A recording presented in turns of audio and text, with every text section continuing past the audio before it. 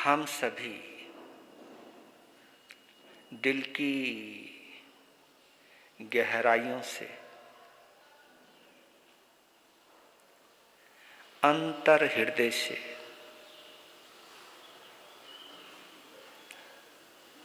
अपने अपने सौभाग्य की अनुमोदना करें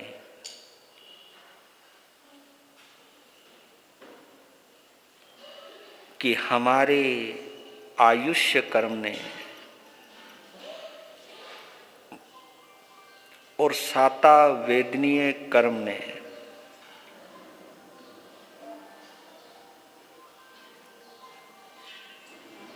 दर्शनावर्णीय कर्म के क्षयोपशम की वजह से, अंतराय कर्म की कुछ कमी की वजह से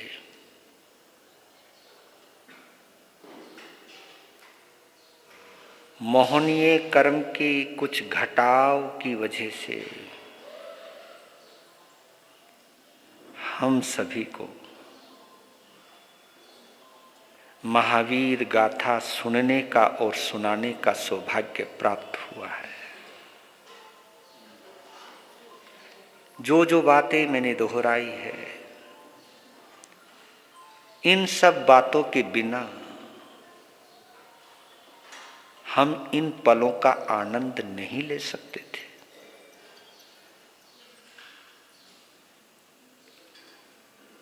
और ये आनंद हमको अनंत पुण्यवानी की वजह से मिलता है।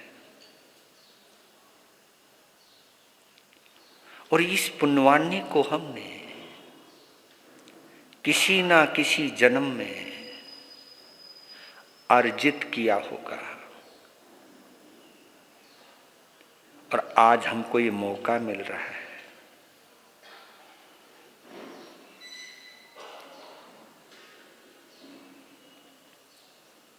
प्रसंग चाहे कोई भी हो, घटना चाहे कोई भी हो,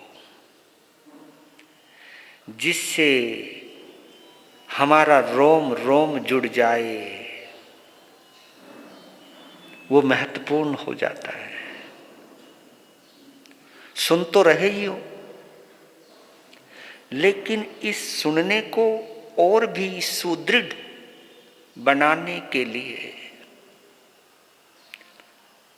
अंतर में अहोभाव चाहिए।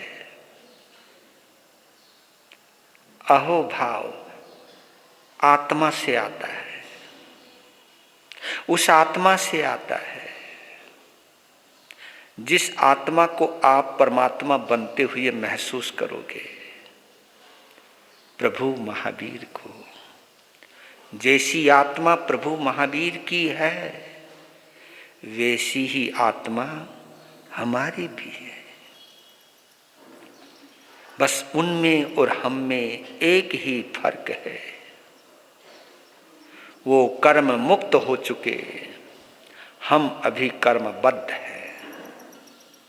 लेकिन मुक्त होने से पहले वो भी कर्मबद्ध थे।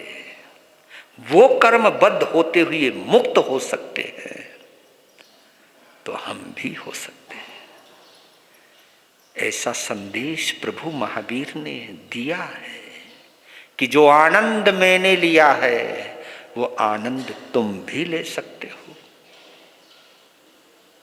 बस सिर्फ आत्म भाव की जरूरत है, अहो भाव की जरूरत है, मैत्री भाव की जरूरत है। हमारा तुम्हारा मैत्री भाव जितना मजबूत होता जाएगा, हम परमात्मा और आत्मा के रहस्यों को उतना ही समझते जाएंगे। मोहनीय कर्म जितना मजबूत होता जाएगा, हम उतने ही संसार से चिपकते जाएंगे, संसार से जुड़ते जाएंगे। कभी कभी मोहनीय कर्म इतना प्रबल होता है कि धर्म सभा में बैठ करके भी हमें घर की याद आती है, दुकान की याद आती है, व्यापार की याद आती है। जिनसे लेना है उनकी याद आती है। इस परम आनंद के लिए इस आंगन का और आप सभी के साथ जुड़े संयोग का हृदय से अनुमोदना करता हूं। जो भी यहां बैठे हैं उन सभी का, और जो भी ऑनलाइन से जुड़े हैं उन सभी का हृदय से अनुमोदन करता हूं। और आपने प्रभु महावीर की कथा के माध्यम से अपने आप को समझने का जो समय दिया है, इसकी हृदय से अनुमोदना करता हूं। बहुत जरूरी है।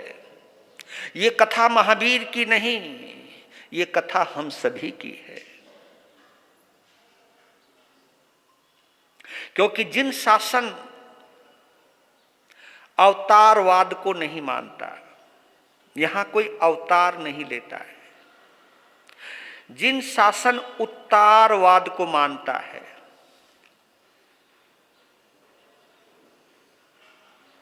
वैदिक परंपरा में भगवान मनुष्य बनता है, लेकिन जैन परंपरा में इंसान भगवान बनता है। आत्मा परमात्मा बनता है। भगवान जब इंसान बने तो ऊपर से नीचे आता है, लेकिन जब इंसान भगवान बने तो वो नीचे से ऊपर जाता है।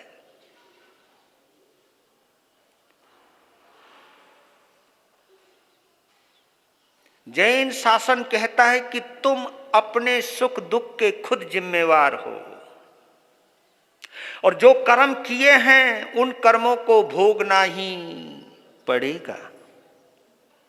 कड़ान कम्माण नामोख अथि, जब तक किए हुए कर्मों को भोग नहीं लेंगे तब तक मुक्ति की कोई संभावना नहीं। बहुत क्लियर विजन है यहां। कोई बहकावा नहीं, कोई दिखावा नहीं, कोई बहलावा नहीं। यहां कोई बहलावा नहीं है कि तू कितने भी पाप कर, मेरी शरण में आ जा, मैं तुझे माफ कर दूंगा। ना ना ना, माफी मांगने से माफ होंगे कर्म। किसी के माफ करने से कर्म माफ होने वाले नहीं है, माफी मांगने से कर्म माफ होंगे। ये भगवान के जिन शासन की देन है। माफी मांगोगे तो माफ होंगे कर्म, आलोचना करोगे तो माफ होंगे कर्म, प्रायश्चित करोगे तो माफ होंगे कर्म। इतना सुंदर व्यवस्था जिस शासन देव ने दी है, उसी से जुड़ने का सौभाग्य श्री रामपुर में, इस आंगन में, इस प्रांगण में मिला है। लीजिए,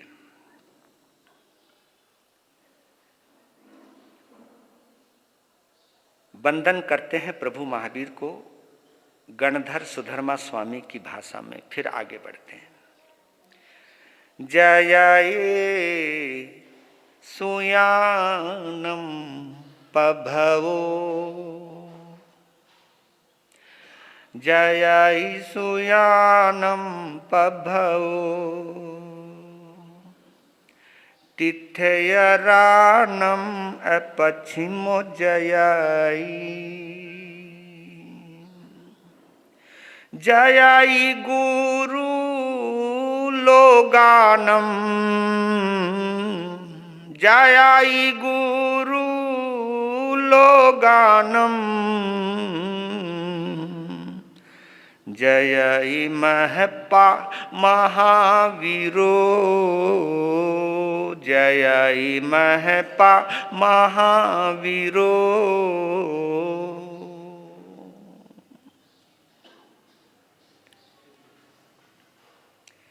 श्रुत के मूल स्रोत जय सुयानम पभवो, श्रुत के मूल स्रोत यानी श्रुत गंगा की गंगोत्री। गंगा वो होती है जो जिसमें हम स्नान करते हैं, और गंगोत्री वो होती है जहां से गंगा निकलती है। इस वांगमय आगम रूपी गंगा के मूल उद्गाता मूल स्रोत तीर्थयराणम अपिच्छिमोजयी, यानी अंतिम तीर्थंकर, तीर्थंकर जिनके बाद अब कोई तीर्थंकर नहीं होगा इस अवसर्पणी काल में। क्योंकि इसलिए तीर्थयराणम अपच्छिमोजयी, यानी जिनके पीछे अब कोई तीर्थंकर नहीं होगा। इसको कहने को हम ये भी कह सकते हैं अंतिम तीर्थंकर। जय गुरु लोगानाम, तीनों लोकों के जो परम गुरु हैं, जिन्होंने अपने प्रकाश से समस्त तीन लोक को प्रकाशित किया है। क्योंकि हमारी जैन परंपरा में 5 कल्याणक मनाए जाते हैं। सबसे पहला कल्याणक च्यवन कल्याणक,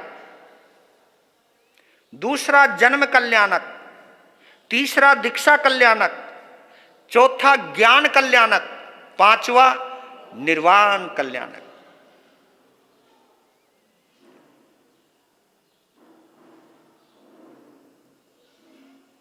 कल्याणक का मतलब जिनका च्यवन कल्याण के लिए हो रहा है, स्वयं के लिए भी और दूसरों के लिए भी, इसलिए वो कल्याणक शब्द जुड़ा है। तीर्थंकर अकेला ही कल्याण नहीं करता, अपना ही कल्याण नहीं करता, तीर्थंकर स्वयं का भी कल्याण करता है और सामने वाले का भी कल्याण करता है। इसलिए उनका च्यवन, ऊपर से च्यवन कहते ऊपर से नीचे आना, देवलोक से। और देखना एक चीज और गहराई है, अवसर्पणी काल में 24 तीर्थंकर सभी देवता देवलोक से आए हैं, सभी देवलोक से आए। देवलोक से आने की वजह से उनको च्यवन कल्याणक बोलते हैं। क्योंकि पानी की बूंद अगर ऊपर से नीचे आए तो उसे हम चूना बोलते हैं, पानी चू रहा है, ऊपर से नीचे आ रहा है। लेकिन आने वाली 24वीं में उस काल का नाम है उत्सर्पणी काल। ये काल है अवसर्पणी काल, और वो काल होगा उत्सर्पणी काल। ये ऊपर से नीचे आया है, यानी सुखमा सुखमा से दुखमा दुखमा तक आएगा। इसलिए इस काल का नाम क्या है? अवसर्पणी काल। सुख से दुख की ओर आना, सुख से दुख की ओर आना, इसे अवसर्पणी काल कहते हैं। आना, नीचे आना। सर्पणी वैसे सांप को भी कहते हैं। सांप के मुंह से पूंछ की तरफ आना। मुंह बड़ा है, पूंछ पतली। हमको तुमको सबको सुख भावे, दुख बिल्कुल ना भावे, है ना जी? तो कभी देखना, कोई खुशी की खबर आवे तो चेहरा खिल जावे, हाँ, कोई बुरी खबर आवे तो चेहरा चेहरा ही मुरझा जाए। ये मुरझाना जो है ये दुख है।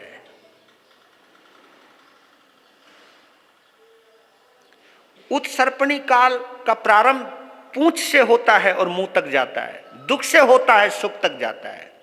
इसलिए आप देखोगे आने वाली 24वीं के अंदर कई तीर्थंकर नरक से भी आएंगे, इसलिए शायद वो उत्सर्पणी काल है, उत्सर्पणी। और मालूम है जो स्वर्ग से आता है उसको उसका च्यवन कल्याणक होता है, और जो नीचे से आता है उसका कौन सा कल्याणक होता है? कल्याणक तो वो भी होगा, पर लेकिन वो च्यवन कल्याणक तो नहीं हो सकता, क्योंकि वो ऊपर से आ ही नहीं रहे। वो तो हमारा पहला तीर्थंकरी नीचे से ऊपर आएगा, राजा श्रेणी। तो उनका कल्याणक होगा उद्वर्तन कल्याणक, उद्वर्तन कल्याणक, क्योंकि उद्वर्तन यानी नीचे से ऊपर की ओर उद्भूत होगा, उद्वर्तन होगा।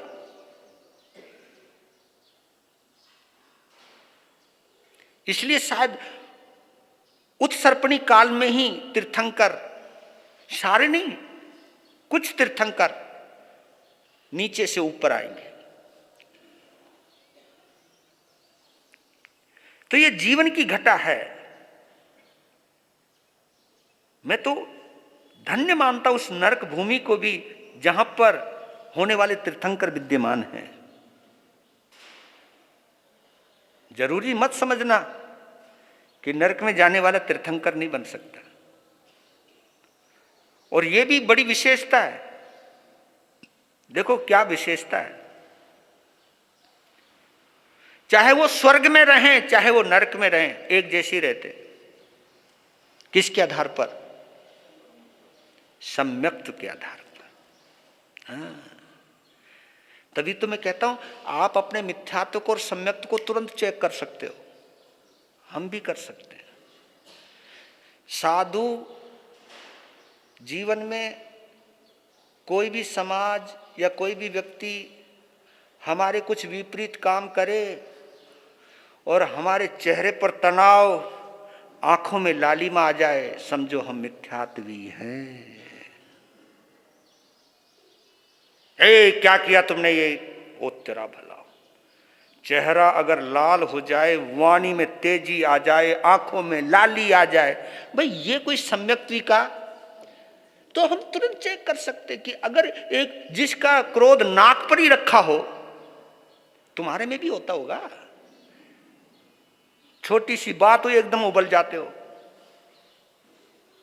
और ये बीमारी तुम्हारे में नहीं हमारे में भी होती है। और मुझे तो कभी कभी लगता है तुम्हारे से ज्यादा हमारे में होती है।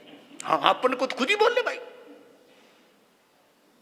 हाँ, तुम तो कहीं ना कहीं एडजस्टमेंट कर लेते हो यार, वो कोई बुरा ना मार जाए, कोई रिश्ता खराब ना हो जाए, तुम तो इतने भी सोच लेते हो। और ये फक्कड़ तो ये भी नहीं सोचते हैं?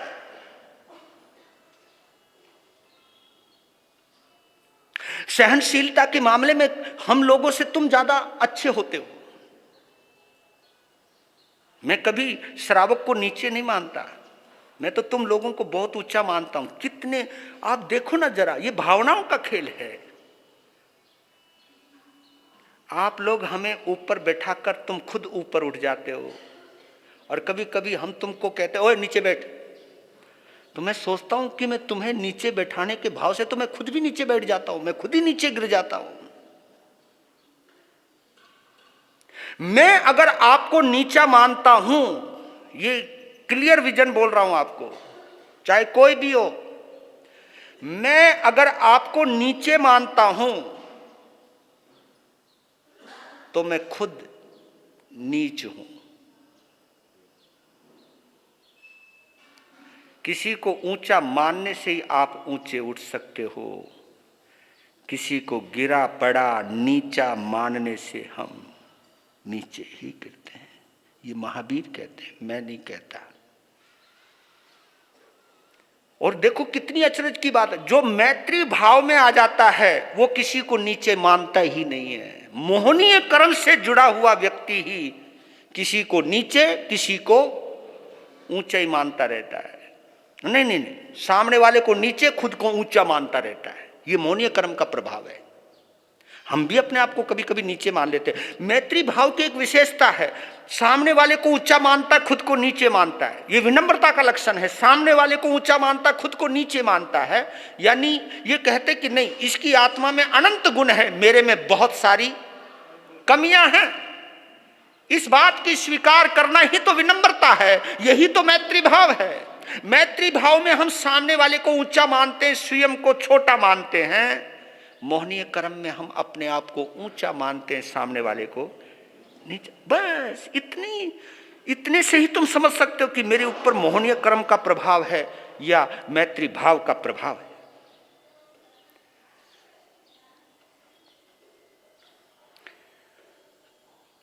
तो गुरु को नमस्कार किया है और कहा कि जयपा महपा महावीरो, जय महपा महावीरो, उस महावीर की जय विजय हो। तो महावीर की आत्मा पहुंची है नए सार। और कल आप सुन रहे थे, एक ऊंचे से टीले पर खड़े होकर नए सार बड़ी आंखों से यूं करके देख रहे, कोई है अतिथि। तो आप कह सकते थे जो उसके साथ कर्मचारी थे उनको भी तो खिला सकता था। भैया उनके सबके पास अपनी अपनी भोजन की थालियां थी, सबके पास अपने अपनी भोजन की वो पोटली समझो, सब चीज थी। उसका नियम था कि जिसको भूख लगी हो पहले उसे खिलाऊं, फिर अपनी भूख मिटाऊं। उसी को देखने के लिए वो टीले पर गया है गर्मी में। हाँ, देख रहा है। नजर टिक गई, कल यही रुका था, नजर टिक गई कि दो संत नीचे दृष्टि करते हुए चले आ रहे हैं। ओए होए, इससे पहले उन्होंने संत नहीं देखे थे, लेकिन उनकी चलने की चाल, उनकी इरिया समती की ढंग देख करके सोचने लगे कि क्या गजब की चाल चल रहे हैं।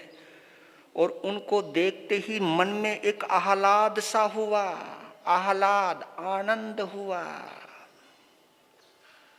ये भी चेक करने की वाली बात है। तुम्हें आनंद तो होता है अपने परिचित संतों को देखकर, अपने संप्रदाय के संतों को देखकर, दूसरे के संप्रदाय को देखकर। कई तो दरवाजा ही बंद कर लेते। अब तो और भी एक धंधा शुरू कर दिया, अपने घर के दरवाजे के आगे अपने अपने आचार्यों की नेम प्लेट लगवाने लग गए, ताकि आने वाले को ये पता लगे किसको मानता है। कहाँ तो पहले नेम प्लेट लगाया जाता था, भगवान महावीर की जय हो, मेरे घर में महावीर से जुड़ा हुआ हर बंदा स्वीकार है। लेकिन अब अपने अपने आचार्यों का जय एक नेम प्लेट लगा देते हैं, ताकि आने वाले को ये पता लग जाए कि मैं किसको मानता हूं। लगता है लोग संतों को मानने लग गए, अरिहंतों को भूल गए। क्या क्या रास्ते निकालते हो कि कोई दूसरी संप्रदाय का संत हमारे पास ना आ जाए। और ये और धारणा मजबूत कर दी कि फला संप्रदाय के संतों को अगर आहार पानी दिया तो मैं नरक में जाऊंगा। ये पता नहीं कहां से घुसा दिया। उसको बंधन किया तो मैं नरक में जाऊंगा। और तुम बड़े गजब के आदमी हो, नरक में जाने के डर से बंधना करनी छोड़ देते हो। तो नरक में जाने के डर से तुम आहार पानी देना छोड़ देते हो। अरे भगवान ने तो ये कहा है, वंदन करने से कोई नरक में नहीं जाता, क्योंकि वो पुण्य का फल है। 9 प्रकार के पुण्य तो आपने पढ़े होंगे। वहां नमस्कार भी पुण्य है। किसी को नमस्कार करने से नरक में नहीं जाओगे, क्योंकि पुण्य है वो। किसी को अन्न का दान देने से नरक में नहीं जाओगे, किसी की भूख मिटाने से तुम नरक में नहीं जाओगे। अहोभाव में आह्लादित हो गया नैसार। भाई देर तो हुई, विलंब तो हुई, लेकिन क्या गजब की 2 मूर्तियां मिली। दौड़ के गया और वहां देख जाकर के उनकी शांतता को देखकर कहा कि आप जंगल में। हाँ, हम रास्ता भटक गए। देखो, किसी को सही रास्ते पे लाने के लिए संत भी रास्ते भटक जाते हैं। क्या बोला मैंने अभी? किसी को सही रास्ते पर लाने के लिए कुदरत भी संतों को रास्ते से भटका देती है, क्योंकि वो रास्ता ना भटकते वो नए सार से ना मिलते। ये कुदरत का खेल है। हम भी तो सीधे जा रहे थे, उल्टे यूं घुसे अंदर। हाँ, जाने को तो हम सीधे जा सकते, लेकिन पहुंच गया हमारे ये महाशय जी। नाम भी तो रमेश है, कोई अनिल है, कोई कल्याण है। भाई बड़े गजब गजब के नाम है यहाँ पर। और मैं बताऊं, मैं तुम्हें कोई रास्ता दिखाने के लिए नहीं आया हूं, ऐसा मत सोचना ना। ये योग प्रबल था, आप लोगों से मिलना था, इस स्थानक के अंदर प्रभु महावीर की वाणी को गूंजना था। इस आंगन ने बुला लिया, हम चले आए। आह्लादित हो गए नैसार कि प्रभु गर्मी बहुत है, आप आइए, छाया में बैठलाया है, बैठो। आप उनकी खुशी का अंदाजा नहीं लगा सकते। और कहा कि जल ग्रहण कीजिए, आहार ग्रहण कीजिए। जल पिया, आहार लिया, थोड़ी देर पेड़ की शीतल छाया में विश्राम किया।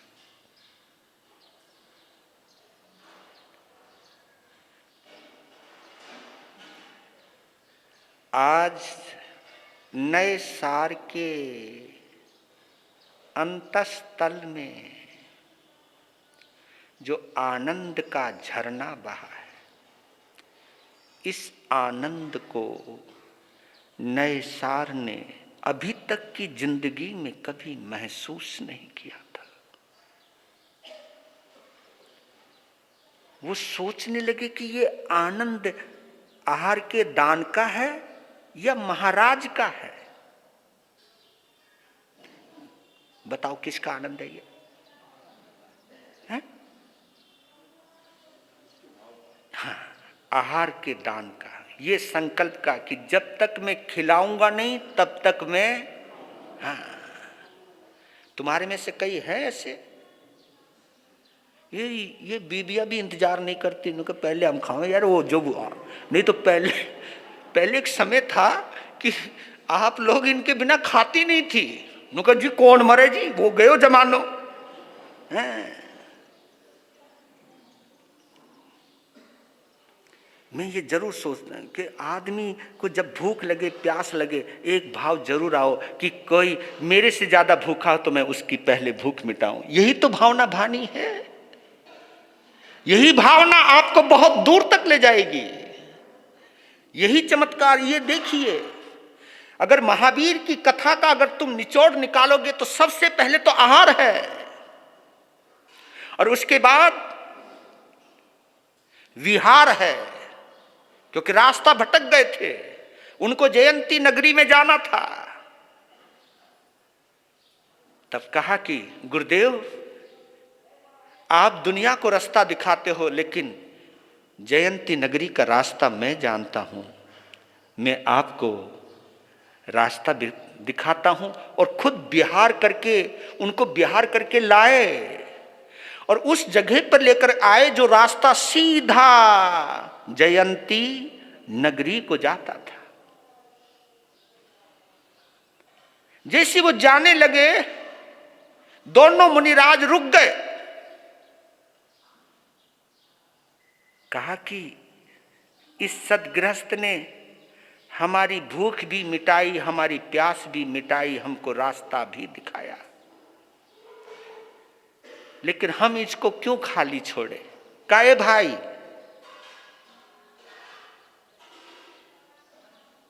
रास्ता दिखाने वाले को भी तुमने रास्ता दिखाया, आहार पानी बहरा करके इस शरीर को साता पहुंचाई, थकावट मिटाई, कुछ हमारी भी सुन लो,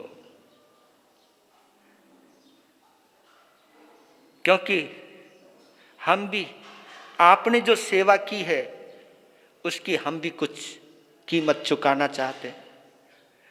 लेकिन हमारे पास पैसा नहीं है, लेकिन हमारे पास प्रेरणा है, यही हम दे सकते। संतों ने इतनी विनम्रता से बोला, ओए होए, नए सार बोला भगवान फरमाओ फरमाओ। तब उन्होंने भेद विज्ञान की साधना दी कि नए सार तुम जानते हो भेद विज्ञान क्या है? नहीं गुरुवर, ये तुम्हारा जो शरीर है, ये तुम जानते हो, ये एक वस्त्र है, कपड़ा है। कैसे प्रभु? जैसे तुमने वस्त्र पहन रखे हैं। एक वस्त्र शरीर का होता है, एक वस्त्र आत्मा का होता है।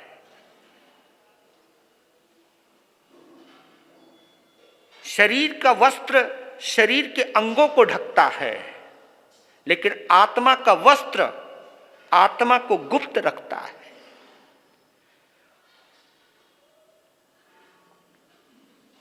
वो सुनते जा रहे हैं। और याद कीजिएगा, इसी बात पर एक बात और कहना चाहता हूं आपको। मेरे परम मित्र हुए हैं दिगंबर मुनि, उनका नाम आपने भी सुना होगा। क्रांतिकारी जैन संत तरुण सागर जी, मतलब एक शब्द जुड़ गया उनके साथ। जब बोलते ना क्रांतिकारी जैन संत, तुरंत किसका नाम आता है? तरुण सागर जी का। उनके साथ मुझे काम करने का मौका मिला है। देहरादून प्रेम सुख धाम में उनके प्रवचन हुए हैं। वहां उनके गोचरी की व्यवस्था, जिसको चौका बोलते हैं, उनके साथ अहिंसा महाकुंभ में बहुत काम किया है।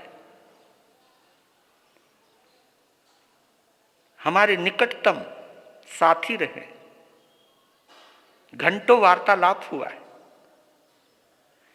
उनका एक उद्बोधन मेरे दिल को बहुत छूता है। शायद वही चीज यहां मैं बतलाने जा रहा हूं। वहां तो नैसार को अपने अंदाज में उन दोनों मुनिराजों में से प्रमुख मुनि ने बतलाया, लेकिन उस क्रांतिकारी संत ने हम सबको भी समझाया। उन्होंने कहा कि धर्म को पगड़ी नहीं चमड़ी बनाइए। धर्म को पगड़ी नहीं चमड़ी बनाइए। और पगड़ी में और चमड़ी में अंतर तो है। पगड़ी में और चमड़ी में क्या अंतर है बताओ? पगड़ी जब चाहे जब पहन ली, और जब चाहे मुंह पट्टी बांध ली, और 48 मिनट हुए 9वें सामायिक के विषय जे कोई अतिचार लाग गया ते में अलाऊ। 10 मन के 10 वचन के 12 काय के, और पता भी नहीं 10 मन के कौन से, 10 वचन के कौन से, 12 काय के। 10 मन के 10 वचन के 12 काय के, इन 32 पाप दोषों में कोई दोष लाग गया हो। 10 मिच्छा में दुक्रम ले भाया, मुंह पट्टी उठाई और इसमें डाली, चल आ। मैं तो ये कहने लग गया हूं आजकल कि आजकल लोगों की समाइक अंदर नहीं रहती। आजकल लोगों की समाइक थैले में रवे। तभी तो बोले मेरे समाइक का थैला पकड़ाइए। हाँ, तभी तो पता लगा कि थैले में समाइक होनी चाहिए थी। यहां समाइक पहुंच गई यहां।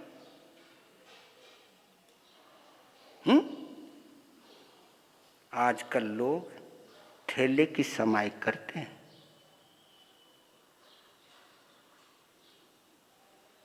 एक समाइक थी जो चोले की समाइक थी, चोला चरित्र की समाइक। ये चीज को जरूर समझना मेरे बंधु, याद करना। आजकल लोगों ने समाइक को आदत बना लिया, साधना नहीं। जबकि समाइक साधना है। समाइक साधना है, आदत नहीं। जानते हो आप आदत में और साधना में क्या अंतर है? आदत किसको कहते? जिसको किए बिना चैन ना आवे। ओहो, किए बिना चैन ना आवे और करके कोई चेंज ना आवे। किए बिना चैन ना आवे और करके कोई चेंज नहीं आवे। वही अधिकांश हम पगड़ी की समाइक करते हैं, चमड़ी की नहीं। क्योंकि चमड़ी में अगर कहीं घर्षण लग जाए और खाल उतर जाए तो बहुत दर्द होवे, और वो दर्द अंदर तक जावे, कभी कभी तो बुखार हो जावे, रात भर नींद ना आवे। पहले की समाइक ऐसी होती थी, हमारे द्वारा किसी के दिल को चोट पहुंच जाती थी तो ऐसा लगता था जैसे किसी ने मेरी चमड़ी उधेड़ दी हो, इतना दर्द होता था। यह एहसास है आपके अंदर? अगर यह एहसास नहीं है तो मैत्री भाव नहीं है। यही समाइक हमको पार लेकर के जाती है। तो भेद विज्ञान बताया उस गुरु महाराज ने कि एक शरीर का कपड़ा होता है, एक आत्मा का कपड़ा होता है। देखो नैसार, ये जो तुम्हारे शरीर पर कपड़ा है, तुम इसे उतार भी सकते हो और इसे पहन भी सकते हो। पुराना कपड़ा हो जाए, फट जाए, तुम नया धारण कर लेते हो। ऐसे ही शरीर जब अशक्त हो जाए, शरीर जब इस आत्मा को संभालने के लायक नहीं रहता है, तो ये आत्मा इस शरीर रूपी वस्त्र को छोड़ देती है, दूसरी गति में चली जाती है। इससे पता चलता है कि इस शरीर के अंदर आत्मा है, क्योंकि तुम खड़े हो, तुम सुन रहे हो, तुम पूछ रहे हो, तुम सब कुछ अहोभाव से जुड़े हुए हो, इस शरीर की वजह से नहीं, इस शरीर के अंदर जो आत्मा है उसकी वजह से तुम सब कुछ क्रियाएं कर रहे हो। मरने के बाद भी शरीर यही रह जाता है, लेकिन आत्मा निकल जाती है। तुम ये समझो कि आत्मा कितनी महत्वपूर्ण होगी, और इस आत्मा को देखने के लिए धर्म ध्यान की आवश्यकता है, मैत्री भाव की आवश्यकता है। और आपको बताऊं, आचार्य कुंद दिगंबर परंपरा के एक महान आचार्य हुए हैं। उन्होंने जैन शासन की जो पहचान, जो लक्षण बतलाए, वो अद्भुत। 2 लाइनों में जैन धर्म का सार बता दिया। और हम जैसे संत और साधुओं के लिए, आप जैसे श्रावक और श्राविकाओं के सामने एक पिक्चर क्लियर कर दी। जैन शासन की पहचान जानते हो क्या है? आचार्य कुंद की भाषा में बोल रहा हूं। जम इच्छसी अपनतो, जम चम न इच्छसी अपनतो, तम इच्छ परस्वीया एतियंगम जिन शासनम। ये जैन शासन है। जम इच्छसी अपनतो। देखो जैन शासन की संक्षेप में कितनी सरल परिभाषा है, और चेक कर लेना अपने आप को कि इस परिभाषा को तुम्हारे अभ्यास के साथ जोड़ रखा है। तो मैं जैन संत हूं, आप जैन श्रावक हो। अगर ये अभ्यास के साथ नहीं जुड़ा है, ना मैं जैन संत हूं, ना तुम जैन श्रावक हो। ये पहले स्वीकार करना पड़ेगा आपको। जम इच्छसी अपनतो, जो तुम अपने लिए चाहते हो। जम, जो, इच्छसी, इच्छा करते हो, चाहते हो, अपनतो, अपने लिए। जम इच्छसी अपनतो, जो तुम अपने लिए चाहते हो वही तुम दूसरों के लिए चाहो। और जब चैन इच्छसी अपनतो, जो तुम अपने लिए नहीं चाहते वो तुम दूसरों के लिए मत चाहो। एतियंगम जिन शासनम, यही तो जैन शासन है। जैन शासन की इससे सरल और असली परिभाषा, पहचान कोई नहीं हो सकती। कि जो यही संदेश गीता के अंदर श्री कृष्ण भी दे रहे हैं। वो बोल रहे हैं वहां पर कि जो व्यवहार तुम्हें अपने लिए पसंद नहीं है, वो व्यवहार तुम दूसरों के साथ मत करो। बस अब बताओ आप, जो तुम अपने लिए चाहते हो वही तुम दूसरों के लिए चाहते हो क्या? बोलो ना। हाँ, तुम कहते हो भगवान कोठी सबकी बना, ऊपर, लेकिन मारी कुछ अलग से बना। हाँ। बच्चे सबके समझदार बना, लेकिन मारा एक्स्ट्रा ऑर्डिनरी बना। भगवान सबको सुंदर बीबी दे, लेकिन मारी कुछ अलग से दे। बस तुम है ना, दुकान सबकी बनाओ, लेकिन मारी कुछ ज्यादा ही चलाओ। भाई देखो, ईमानदारी तो यही है। ये बात सही बोल रहा हूं या नहीं, बताओ। जो, और देखिए जैन शासन कहता है,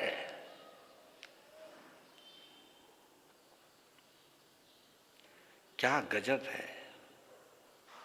जैन शासन तो ये कहता है, मेरे जिम्मे के सुख तुझे मिल जाएं और तेरे जिम्मे की जितनी भी तकलीफें हैं वो मुझे मिल जाए। जैन शासन ऐसी ही अद्भुत नहीं है। जो तुम अपने लिए चाहते हो वही तुम दूसरों के। आप अपने लिए सम्मान चाहते हो, आप अपने लिए सम्मान चाहते हो, तो ये फीलिंग आ जानी चाहिए कि जिस तरह सम्मान मुझे अच्छा लगता है तो दूसरे को भी तो सम्मान अच्छा लगता है। हम ये चाहते हैं कि सब लोग मुझे प्रेम करें, तो हम ये क्यों नहीं चाहते कि मैं भी तो सभी को प्रेम करूं।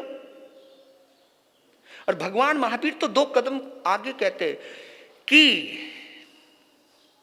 मैं सभी को खुश नहीं रख सकता, लेकिन मैं सभी से खुश तो रह सकता हूं।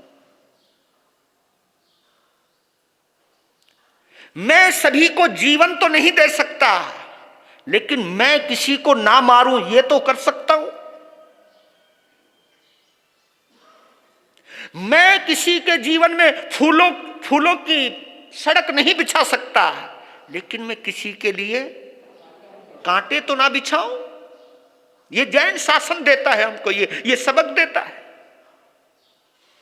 इस सबक के साथ जीना।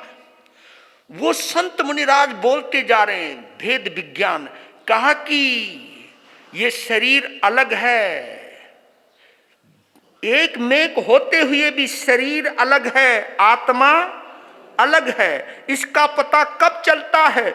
जब मृत्यु आती है। लेकिन मृत्यु के बाद, मृत्यु के पलों में आदमी होश में नहीं रहता है, लेकिन मृत्यु से पहले हमें ये होश में आ जाना चाहिए। इसलिए कहते हैं कि चिता जलने से पहले चिंतन जगा लो।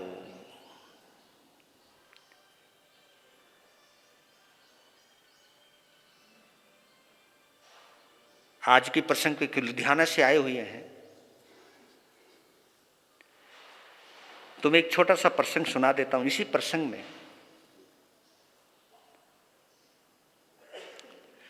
शरमन संघ के प्रथम पट्टधर आचार्य सम्राट श्री आत्माराम जी महाराज लुधियाना में रहे।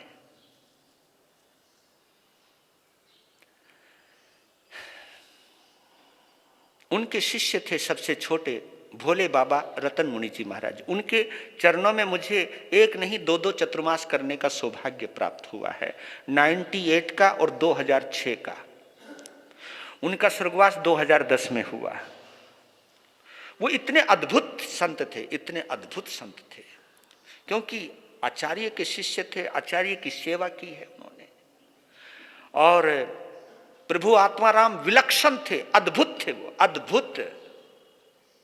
जैसे आपकी दृष्टि में मेरे प्रभु आनंद के देवता आनंद बाबा हैं, क्योंकि आपने उन्हीं को देखा है, उन्हीं के सानिध्य का अनुभव किया है, उनकी सन्निधि में बरसते हुए आनंद में स्नान किया है, इसलिए आपके लिए महाश्रेष्ठ है। वास्तव में भी थे वो श्रेष्ठ, लेकिन प्रभु आत्माराम ध्यान योगी थे, वो अद्भुत थे, अद्भुत।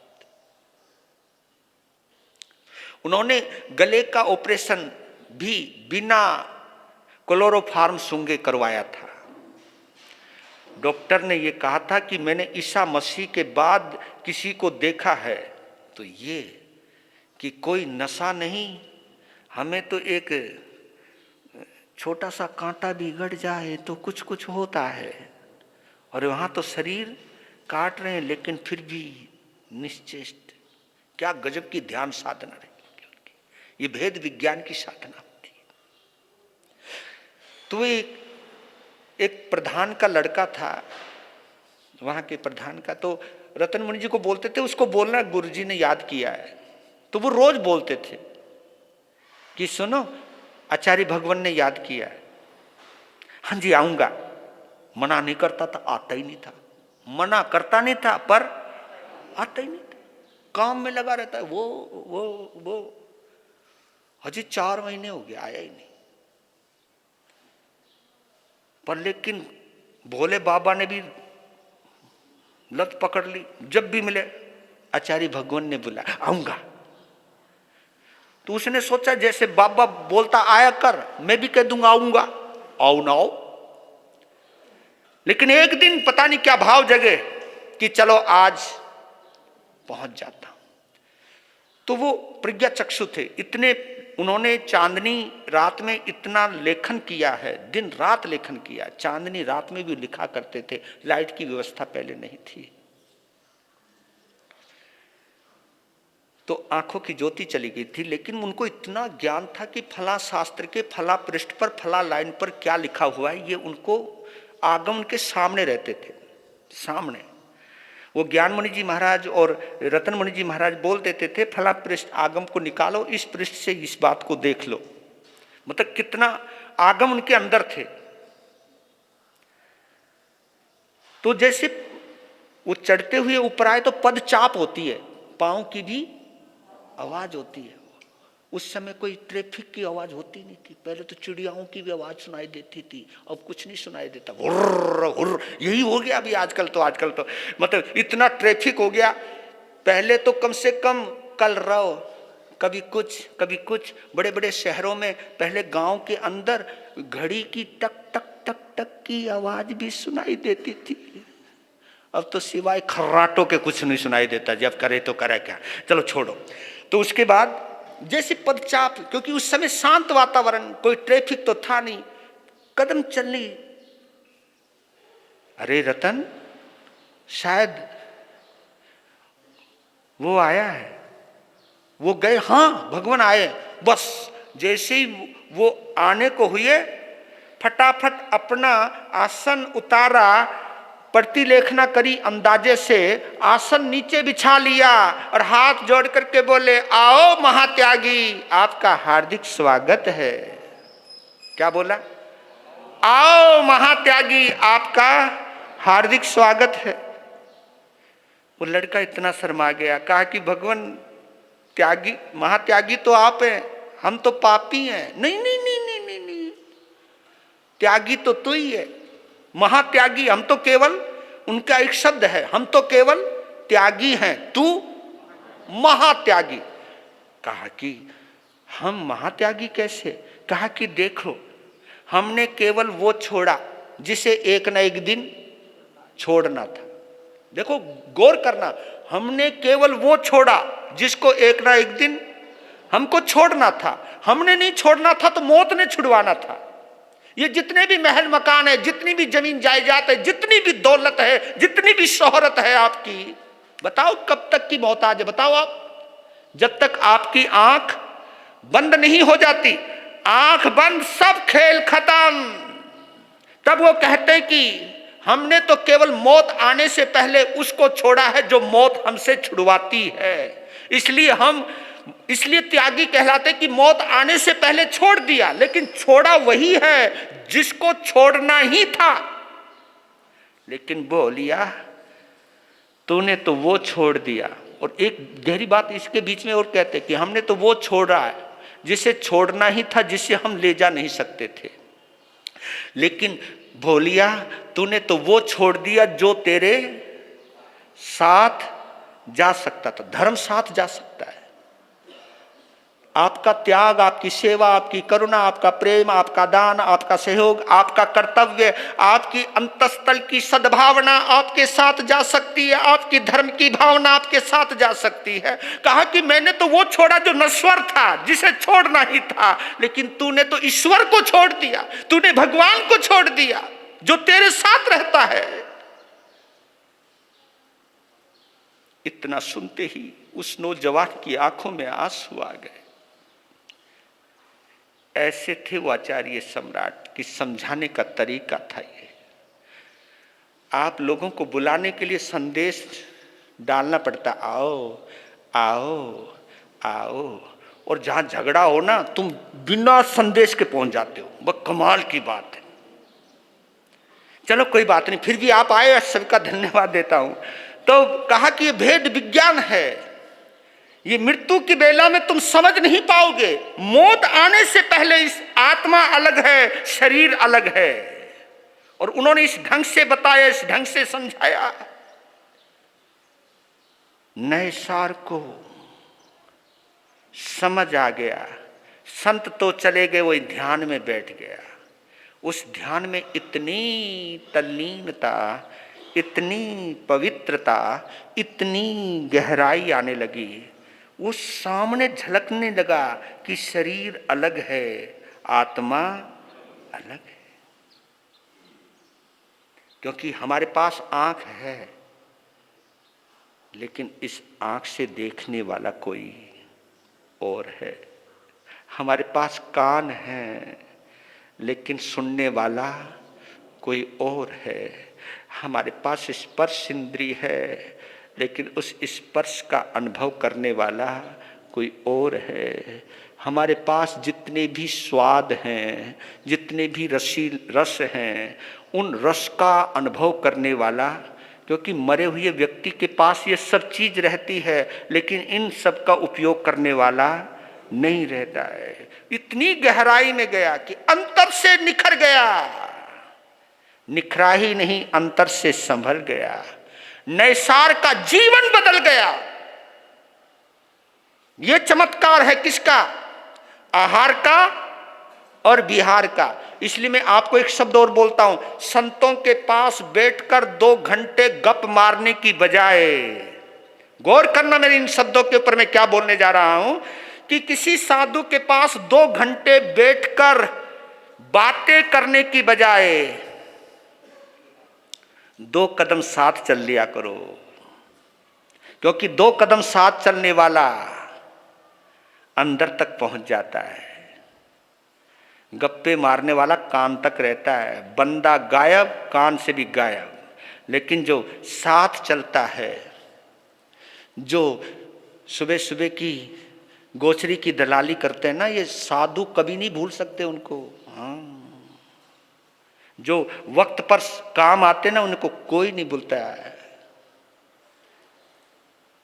तो ये आहार, ये विहार नैसार के लिए वरदान बन गए।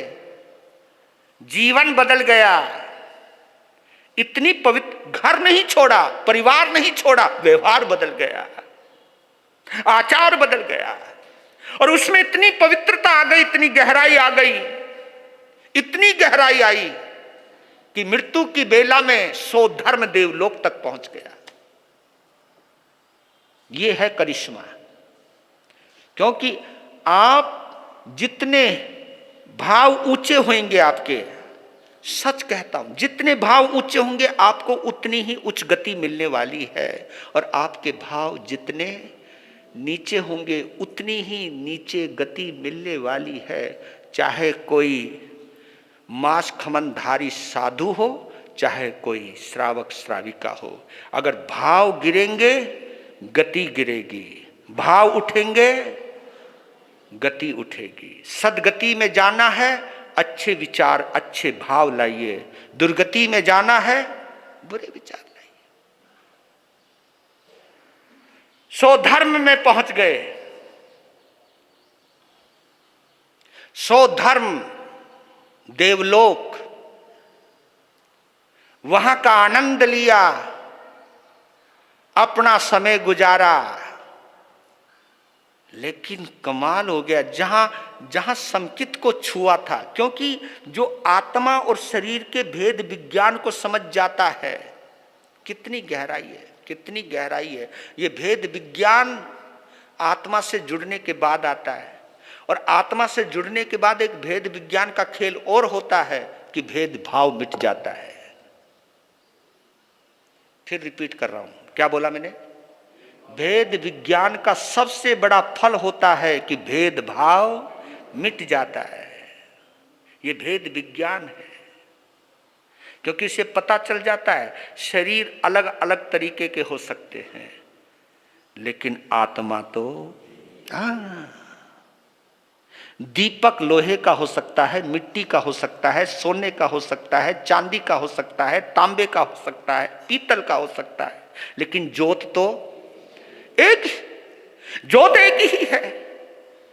यह है रहस्य कि जब हम भेद विज्ञान की साधना करते हैं तो तुम्हारी आत्मा में और मेरी आत्मा में कोई भी अंतर नजर नहीं आता, कोई भी फर्क नजर नहीं आता। इस अंतर को जो भी जितना खत्म कर देता है उसका अंतराय कर्म उतना ही खत्म हो जाता है, और जितना भेदभाव करते जाओगे उतना ही अंतराय कर्म बंधता जाएगा, और यह हमको महावीर बनने से रोक देगा, यह हमको आत्मा से परमात्मा बनने को रोक देगा।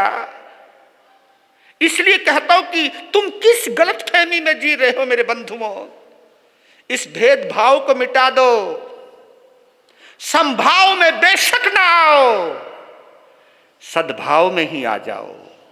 सद्भाव, क्योंकि 3 शब्द और दे रहा हूं आज आपको। शुरुआत है सद्भाव से, फिर और आती है गहराई तो आता है समभाव, और समभाव जब सध जाता है तब हम तुम अपने स्वभाव को प्राप्त होते हैं। लेकिन शुरुआत कहां से हुई? सद्भाव से। सद्भाव यानी पहले अच्छा सोचिए सामने वाले के लिए, अच्छे भाव आए आपके प्रति, और ये तुम घर में बैठे बैठे कर सकते हो। बहू सास के बारे में अच्छा सोचे, सास बहू के बारे में अच्छा सोचे, जेठानी देवरानी एक दूसरे के बारे में, क्योंकि हमारा तो आपको मालूम है हमारा स्लोगन कौन सा जैन धर्म का? नहीं नहीं नहीं नहीं, परस्परो ग्रहो जीवानाम, ये हमारा संदेश है। परस्परो ग्रहो जीवानाम यानी एक दूसरे के सहायक बनिए, एक दूसरे के लिए सहयोगी बनिए। परस्परो, परस्पर यानी आपस में। जब तक हम एक दूसरे के सहयोगी बनते जाएंगे आगे बढ़ते जाएंगे, आगे बढ़ते। अगर टांग खींचोगे तो पीछे हटते जाओगे, पीछे हटते जाओगे। तुम्हारी टांग खींचने से कोई गिरा ही नहीं है, तुम खुद गिरे हो।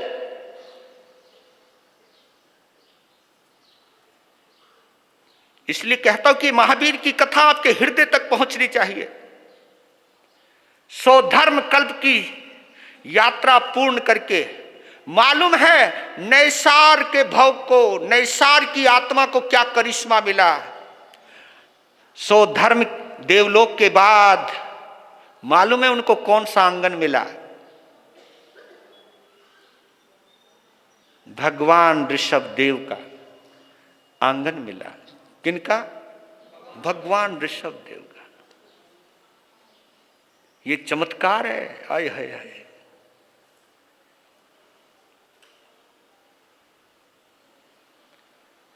भरत चक्रवर्ती और उनकी महारानी की कुक्षी से जन्म लेने का सौभाग्य नैसार की आत्मा को मिला। कल वो नैसार था,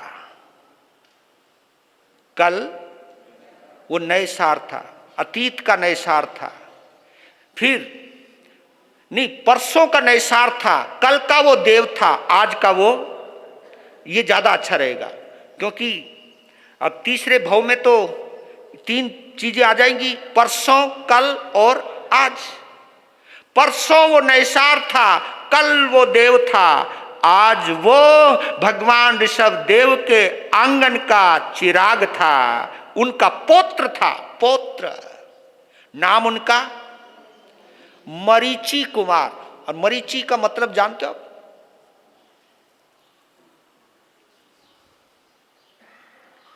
मरीचि नाम क्यों रखा भरत चक्रवर्ती ने? मरीचि नाम इसलिए रखा, मरीचि कहते किरण को, मरीच किरण, रश्मि, किरण तो समझते होंगे, हाँ किरण, रश्मि। तो जैसे वो मरीचि पैदा हुआ तो उसके शरीर की जो चमक थी, जो दमक थी, जो एक किरण निकल करके आई, भरत चक्रवर्ती को लगा कि इसकी किरण, इसकी चमक बिल्कुल हूबहू मेरे पिताश्री, मेरे भगवान श्री भगवान आदिनाथ से मिलती है। तो अपने परमात्मा को मरीचि में याद करने के लिए उसका नाम मरीचि रखा। जैसी किरण, जैसी तेजस्विता मेरे भगवान आदिनाथ की है, वही किरण इसकी है। वाह! बचपन बीता हुए जवान, फिर किस्मत हुई मेहरबान। बचपन बीता हुए जवान, फिर किस्मत हुई मेहरबान। अद्भुत है। देखो रे, गौर करना, ये मैं सब खेल बतला रहा हूं आप लोगों को कि पहले जमाने में आपने कभी सोचा, क्योंकि इस सवाल का भी जवाब दे देता हूं आपको। कई लोग कहते हैं कि पंचम आर्य से कोई मुक्ति में नहीं जाता, भरत क्षेत्र से। वजह क्या है? जबकि हमारे यहाँ एक नियम है, चौथे आर्य में पैदा हुआ जीव पंचम आर्य से मुक्ति में जा सकता है। रिपीट करूं, चौथे आर्य में, क्योंकि भगवान के निर्वाण के बाद तो गौतम स्वामी भी गए और जम्बू स्वामी भी गए, सुधर्मा स्वामी भी गए हैं। गौतम स्वामी गए, सुधर्मा स्वामी गए, फिर ये सब पंचम आर्य में गए, इसी पंचम आर्य में गए। पर लेकिन गए क्यों? क्योंकि इनका जन्म चौथे आर्य में और पंचम आर्य में फर्क क्या है? एक ही फर्क है, समय हो रहा है आपका, क्योंकि उठने का मन कर रहा है ना आपका। नहीं, वैसे कहते हैं यहाँ व्यवस्था अच्छी की हुई है प्रधान जी, अध्यक्ष जी ने। नहीं, बाकी तो ठीक है। थोड़ा समय ले लूं या नहीं? ये सब हाथ उठा दो जरा, मुझे तसल्ली हो जाएगी। कभी ऐसा ना हो कोई मन मार के बैठे रहो। हाथ ही नहीं उठाया जा रहा, उनका हाथ उठाने में दोष लगता है। तो हुआ, मैं क्या कह रहा था? हाँ, चौथे आर्य में और पंचम आर्य में एक अंतर है। जब चौथे आर्य में पैदा हुआ जीव पंचम आर्य से मुक्ति में जा सकता है, लेकिन जिसका जन्म पंचम आर्य में हो गया वो मुक्ति में नहीं जाता। वजह तो है, क्या वजह हो सकती है? कि चौथे आर्य में व्यक्ति सरल होता है। क्या होता है? हाँ, ये पहचान बतला रहा हूं। आज के पंचम आर्य में चौथे आर्य की क्रिया तो पाली जा सकती है। गौर करना मेरे इन शब्दों को, कोई बुरा मत मानिएगा, मैं कोई कटाक्ष नहीं कर रहा हूं, मैं अंतर की मनस्थिति का दिग्दर्शन करा रहा हूं और कुछ नहीं करवा रहा हूं। पंचम आर्य में चौथे आर्य की क्रिया पाली जा सकती है, लेकिन चौथे आर्य की सरलता कहां से लाओगे? क्योंकि कल्याण क्रिया से नहीं होगा, कल्याण सरलता से। आप जितने सरल हो जाओगे, जितने सरल हो जाओगे आप उतने सहज हो जाओगे, जितने सहज हो जाओगे उतने ही आप आनंदित रहोगे।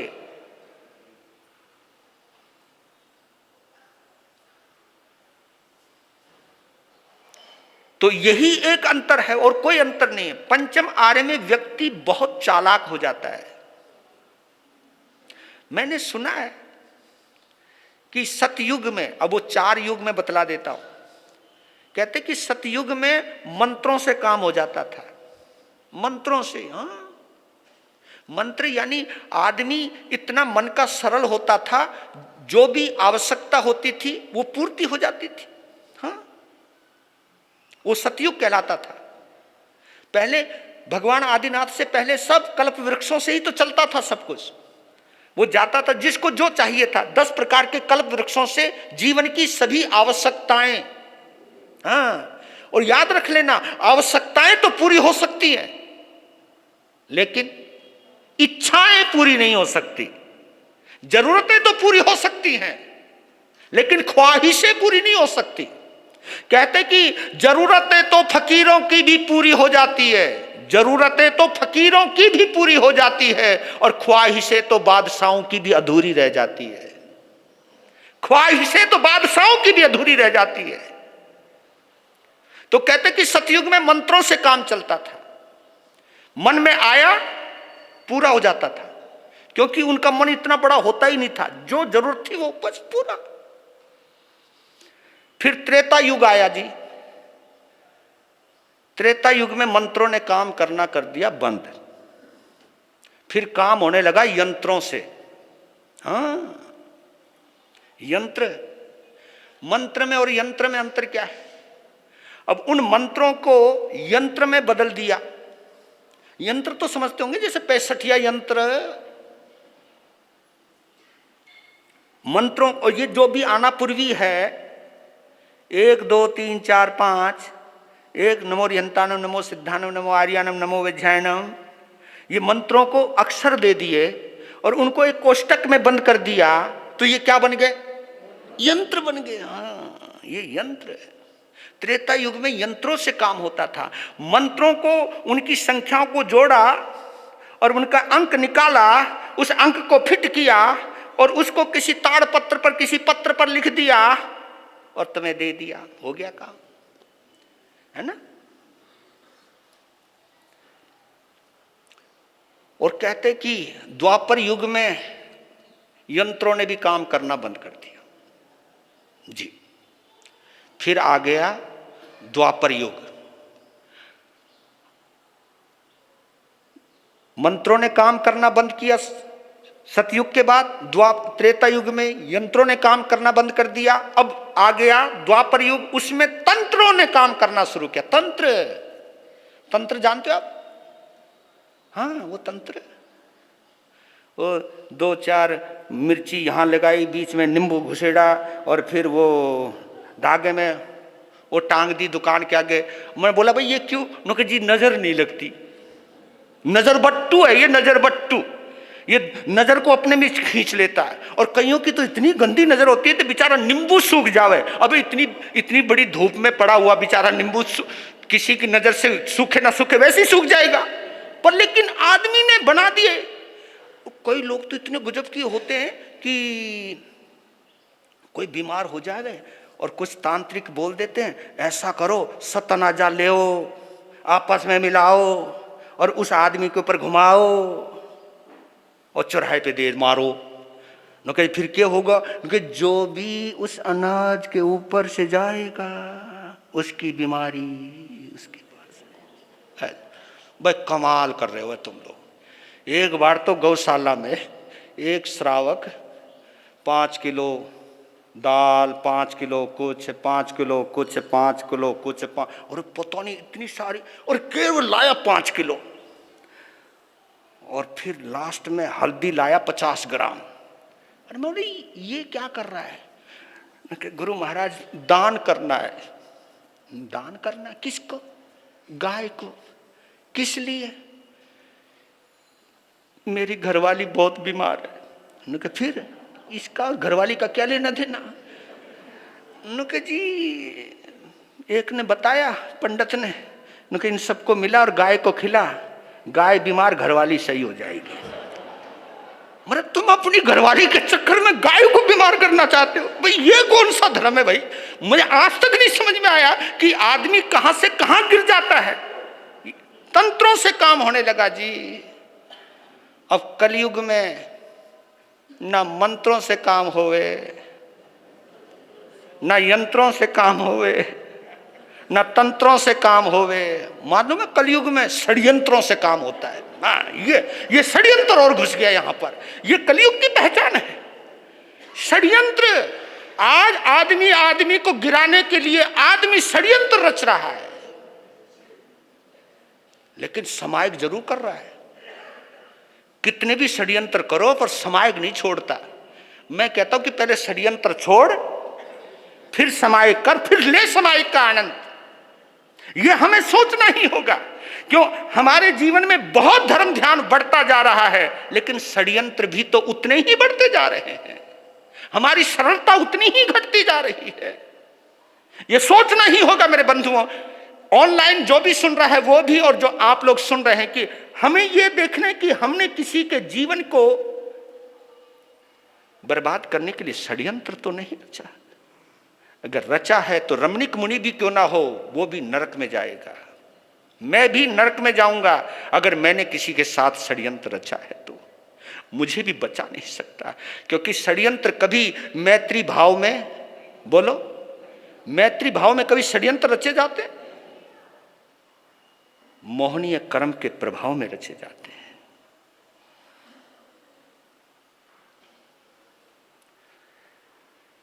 वो दिन आ गया तो संयोग है। संयोग किस प्रकार का? पहला समोत्सरण लगा अयोध्या में, इधर आपका समय हो गया है ना। मैंने उस घड़ी को देख लिया जी। अयोध्या में लगा पहला समोत्सरण किनका? भगवान आदिनाथ का। ओए होए, मरीचि का जवान होना और भगवान आदिनाथ का समोत्सरण, पहला समोत्सरण, क्या अद्भुत घटना होगी। पर उसे आज नहीं, कल सुनाएंगे। आओगे ना?